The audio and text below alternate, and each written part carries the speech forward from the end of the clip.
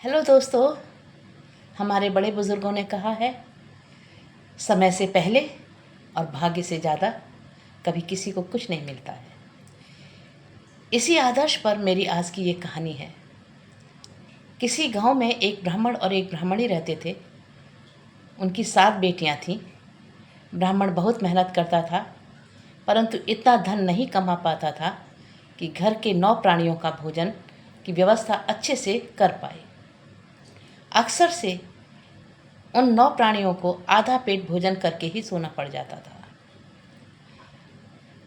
एक दिन ब्राह्मणी अपने पंडित जी से बोली, सुनो, यदि ये हमारी 7 बेटियां हमारे पास में ना होती तो हम दोनों का जीवन तो आराम से चल सकता था।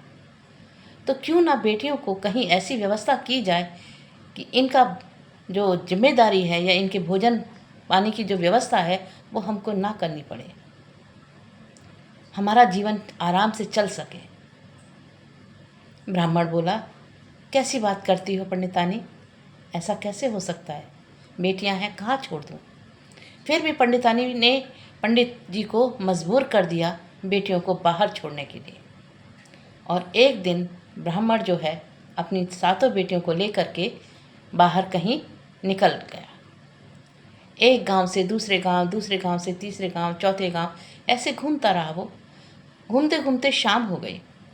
जब शाम हुई तो एक जो छोटी बेटी थी उसको प्यास लगी और उसने अपने पिता से कहा, पिताजी मुझे प्यास लग रही है, पानी चाहिए।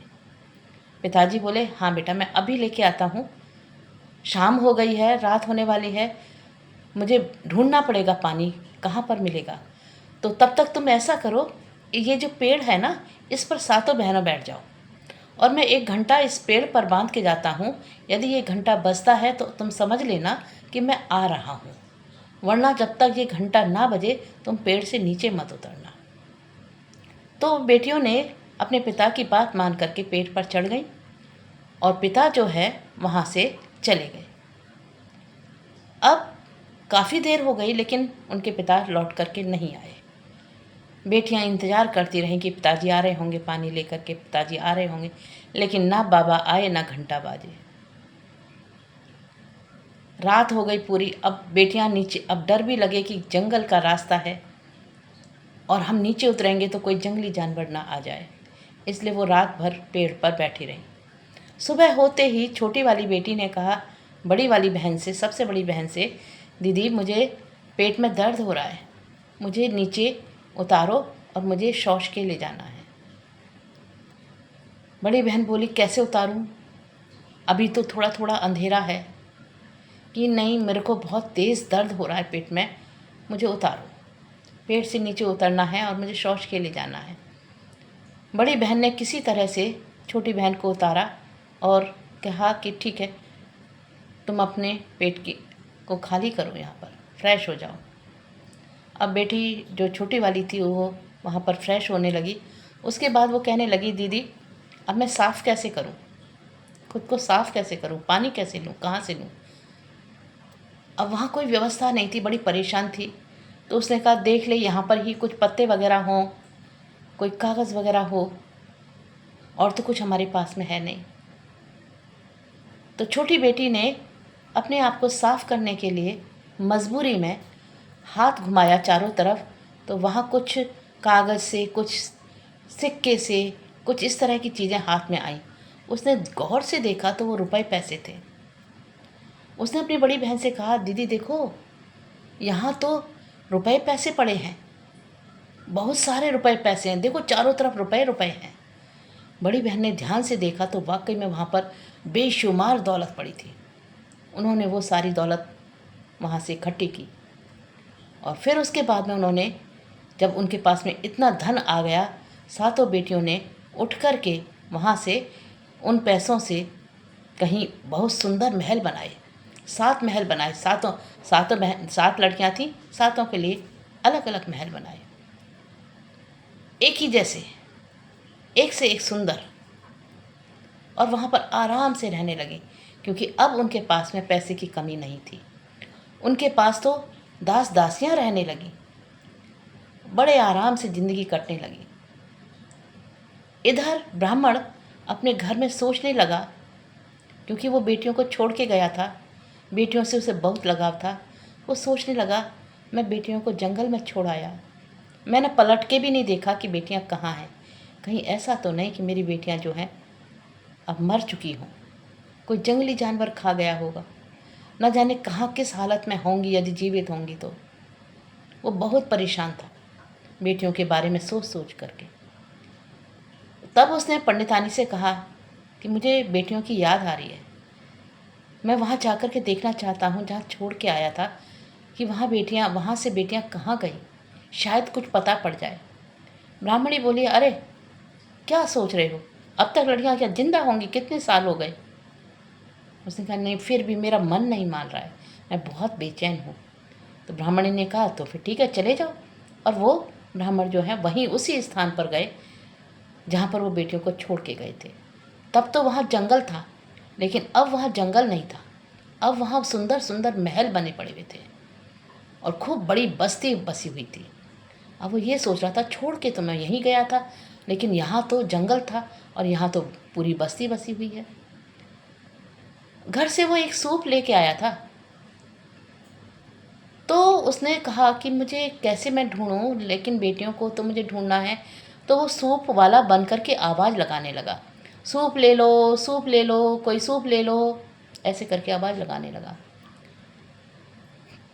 तो बड़ी बेटी ने आवाज़ सुनी, उसे लगा ये आवाज़ तो जानी पहचानी है, ऐसा लग रहा है जैसे हमारे पापा की आवाज़ है। दौड़ी दौड़ी वो अपने से छोटी बहन के पास में गई, उसको भी कहा, देख सुन, ये जो सूप वाला है, सूप बेच रहा है, इसकी आवाज़ हमारे पापा जैसी नहीं है। उसने भी ध्यान से सुना, उसने कहा, हाँ बिल्कुल दीदी, आप सही कह रही हो।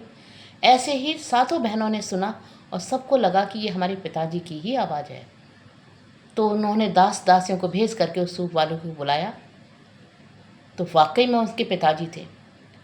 वो पिताजी उनको देख करके बड़े खुश हुए कि मेरी सातों बेटियां आज कितने सुख में हैं, महलों में रह रही हैं, महलों की रानी बन गई। बहुत खुश हुआ और सारी बात पूछी कि बेटा कैसे कैसे आपके साथ में हुआ, ये धन कहाँ से आया। तो उन्होंने जो भी बात घटित हुई थी सारी बात अपने पिताजी को बता दी। पिताजी बड़े खुश हुए कि सच में जिसके भाग्य में जो होता है वो मिलता है। भाग्य से पहले, भाग्य से ज़्यादा और समय से पहले किसी को कुछ नहीं मिलता। बेटियों के पास में रहा और सब बताया कि बेटा मैं तो आपको छोड़ना ही नहीं चाहता था, लेकिन आपकी माँ ने मुझे मजबूर किया था, अब मुझे छोड़ना पड़ा था तुमको, मुझे माफ़ कर दो।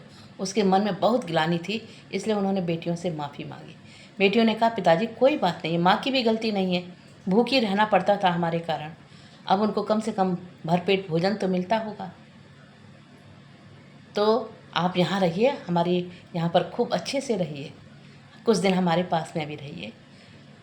तो ब्राह्मण कुछ दिन, 1-1.5 महीने बेटियों के पास में रहा और उसने खूब वहाँ पर आदर सत्कार पाया अपनी बेटियों से। फिर बोला वो कि बेटा अब मुझे अब घर जाना है, तेरी माँ से बहुत दिन हो गए, मैं कुछ बताया कि नहीं है, मैं केवल यही कह के आया था बेटियों को खोजने जा रहा हूँ, लेकिन लौट करके मैंने उसको बताया नहीं है, तो वो भी चिंता कर रही होगी, तो मुझे उसके पास में जाना है। बेटियों ने कहा ठीक है। तो पिताजी को खूब अच्छे अच्छे भोजन कराए थे, अभी तक खूब अच्छे कपड़े भी पहनाए थे और माँ के लिए भी उन्होंने बहुत अच्छे कपड़े दिए, बहुत जेवर दिए और खाना पीना भी अच्छा अच्छा दे दिया, टिफ़िन भर भर के दे दिए कि पिताजी मम्मी से कहना कि वो कोठला में बैठ कर के खाना खाएं और ये अच्छे अच्छे गहने पहने, अच्छे कपड़े पहने जो हमने आप उनको भिजवाए हैं। उसने कहा अच्छा बेटा ठीक है, मैं ये जा कर के तेरी माँ को दे दूँगा। और पंडित जो है, ब्राह्मण जो है, वो अपने घर वापस आ गया। आकर के उसने ब्राह्मणी से बताया, अरे हमारी बेटियां तो राजकुमारी बन गई, रानी बन गई, इतना बढ़िया महल है, इतना पैसा है उनके पास में, बड़ी सुख में है, देख उसने मेरी क्या हालत अच्छी सी बना दी, मैं तो बिल्कुल एकदम से राजा जैसा हो गया, मेरा बड़ा सम्मान किया, मुझे बड़ा अच्छा अच्छा खाना खिलाया, बड़े अच्छे अच्छे कपड़े दिए और तेरे लिए भी दिए हैं, तेरे लिए गहने दिए हैं, कपड़े दिए हैं, खाना दिया है। उसने देखा तो बहुत सुंदर कपड़े थे, उसने पटापट कपड़े पहन लिए और जेवर पहन लिए। ब्राह्मण बोला कि उन्होंने खाना भी दिया है, पर उन्होंने एक ये बात कही है कि माँ जब खाना खाए तो कोठला में बैठ के खाए, किसी को पता न चले कि क्या खा रही है। माँ ने कहा कपड़े इतने अच्छे दिए तो भोजन कितना अच्छा होगा, तो वो कोठला में बैठ गई।